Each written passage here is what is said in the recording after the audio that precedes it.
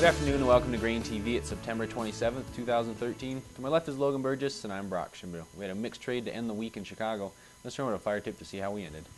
Corn was down 2 3/4 cents, soybeans up 3 cents, wheat in Chicago, the leader to the upside, up 4 3/4, and Kansas City was up 4 1/2 as well. Yeah, you know, Brock, that Chicago wheat contract did continue to show strength into the close today. Take a look here at a daily chart of that December contract, and you can see here we've traded higher for 9 out of the last 10 trade sessions, and we've made it over some key technical hurdles here. Take a look here. The red line shown is the 100-day moving average, and that's one area where we thought would offer some resistance, but we actually closed slightly above it here today. And closing above 680 on this contract is important as well.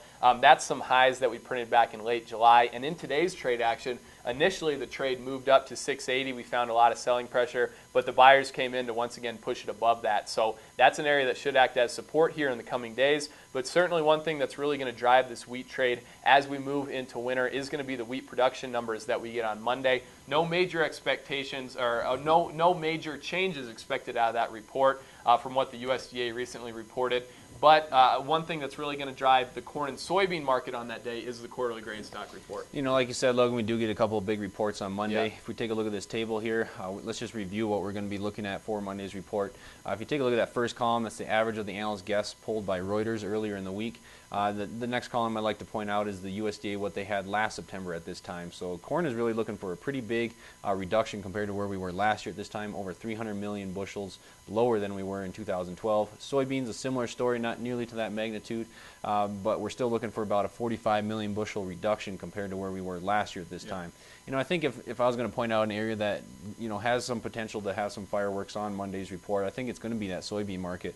You know, on corn, if we come in quite a bit below the average of the analyst guess, we know that we're having a pretty good production year this year for corn, so we're going to be able to replenish those stocks rather easily here in the next couple of weeks.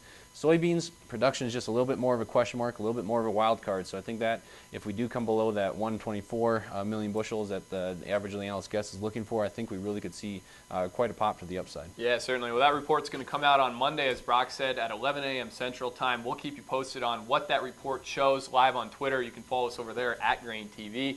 You know, Brock, it is Friday, so we normally break down here changes that we saw in the cash market, and in general, we saw widespread weakness once again for spot corn and soybeans.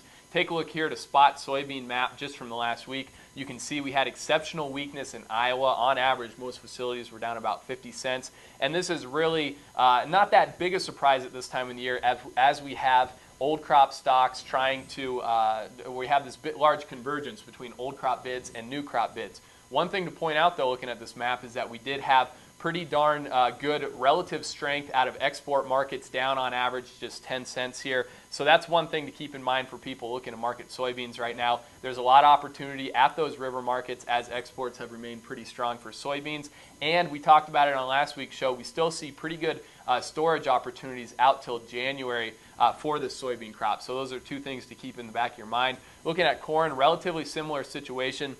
For corn, we were down on average 10 cents over the week. Ethanol was leading things lower, down 20 cents on average there. But a similar situation with the river. The river showed some relative strength this week. You can see here at the southern Mississippi River, we were really unchanged for the week. So similar situation with corn. If you have access to river markets, they may be providing a premium bid right now. So keep an eye on that. If you need help finding those markets, feel free to give us a call here at the office. Our number is 877-472-4607. In general, that's kind of what we saw here for a Friday in the grain market. Thanks a lot for joining us on GrainTV. We'll see you back on here on Monday for the big quarterly grain stock and wheat production report.